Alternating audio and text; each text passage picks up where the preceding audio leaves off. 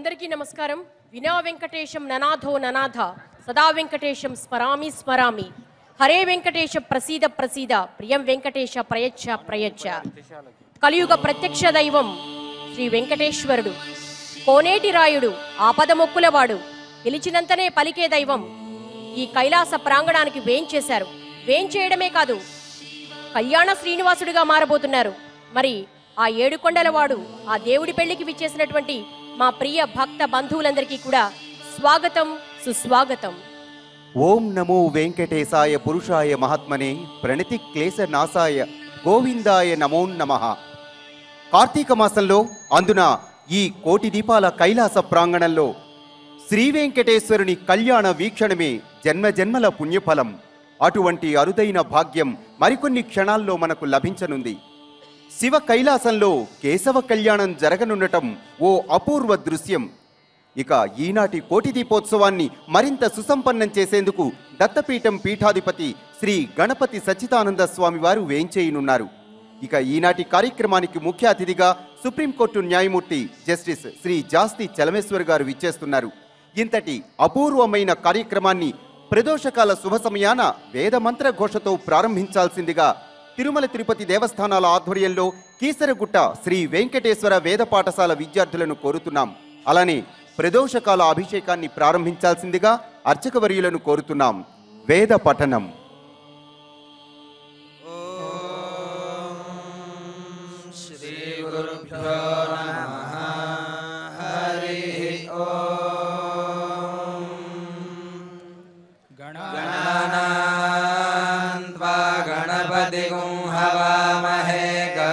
कवीनामुपमश्रवस्तमम् ज्येष्ठराजं ब्रह्मणां ब्रह्मणस्पदान शृण्वन्नोतिभिः सीदसादनम् प्रणो देवी सरस्वती वाजेभिर्वाजिनीवती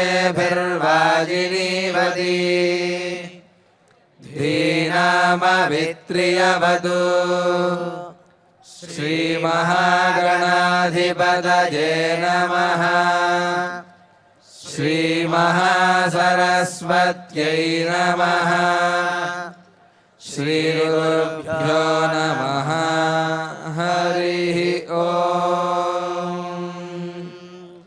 कृणुष्वपाजः प्रसिद्धिर्न पृथ्वी याहि राजेवामभागो इभेन तृष्वेमनुप्रसितिन्द्रोणानोस्तासि विद्यरक्षसस्तपिष्ठैः तव भ्रमास आशुयापतन्त्यनुस्पृशधृषताशोषुजानः तपोगुष्यग्ने जुह्वापतङ्गानसन्दितो विसृज विश्वगुल्काः प्रतिस्पशो विसृजतोर्नितमो भवापायुर्विशो अस्यादब्धः यो नो दूरे अघशगुंसो यो अन्त्यग्ने मागिष्टे व्यधिरादधर्षीत् उदग्ने तिष्ठ प्रत्यातनुष्वन्यमित्रागुं ओषधातिग्महेदे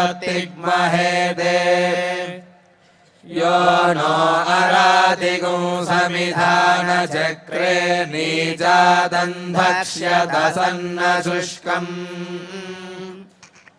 ऊर्ध्वो भव प्रतिविद्याद्यस्मदाविष्कृणुष्व दैव्यान्यग्ने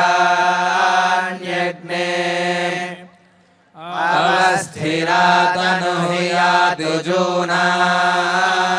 जामिमजामिं प्रवृणीः शत्रून् सते जानाति सुमतीयविष्ठय इव ते ब्रह्मणे गातुमैरतु विश्वान्यस्मै सुदिनानि रायो द्युम्नान्यर्यो विदुरो अभिद्यो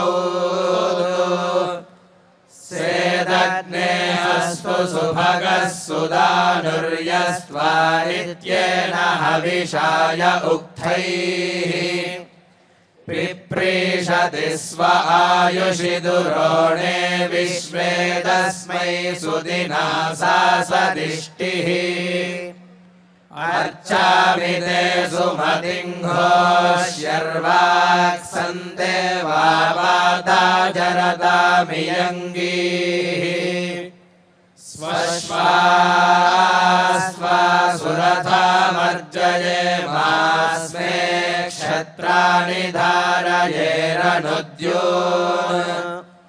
इह त्वा भूर्याचरेतु पद्मन्दोषावस्तर्दिदिवागुंसमनुद्योन् क्रीडन्तस्त्वा सुमनसः सपेमाभिद्युम्नादस्त्रिवागुंसो जनानाम् यस्त्वा स्वश्वस्सु हिरण्यो अग्न उपयाति वसुमतारथेन तस्य त्राता भवसि तस्य सखायस्त आदित्यमानुषग्जुजोषत् महोरुजामि बन्धुतावचोभिस्तन्मा पितुर्गोतमादन्वियाय त्वन्नो अस्य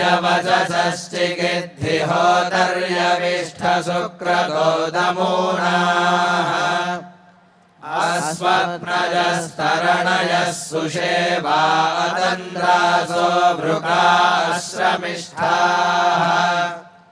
ते पायवः सध्रियञ्चोनिषद्या नेतवनः पान्त्वमूरा ये पायवो मामतेयन्ते अग्ने पश्यन्तो अन्धन् दुरितादरक्षन् रक्षतान् सुकृतो विश्ववेदादिप्सन्त इद्रिपवो नाहते भूः त्वया वयगुंसधन्यस्त्वोदास्तव प्रणीत्यश्यामवाजान्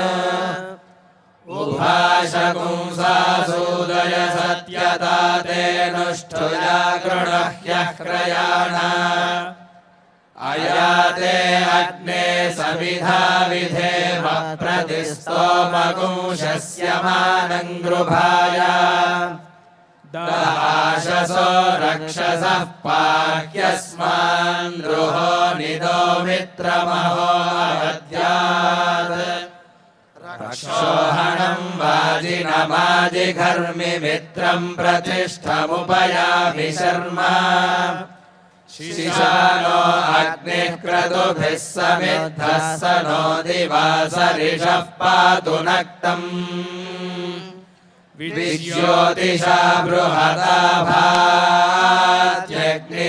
भात्यग्निराविर्विश्वानि कृणुते महित्वा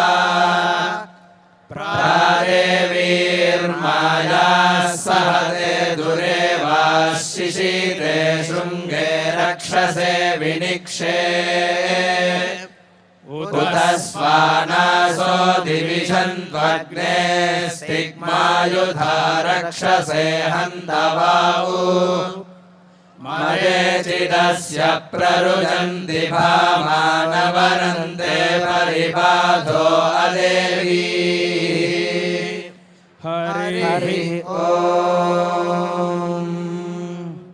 కృష్ణ యజుర్వేద మంత్రపాఠంతో ప్రాంగణాన్ని పునీతం చేశారు కీసరగుట్టకు చెందిన శ్రీ వెంకటేశ్వర వేద సంస్కృత పాఠశాల విద్యార్థులు. వారికి ధన్యవాదాలు.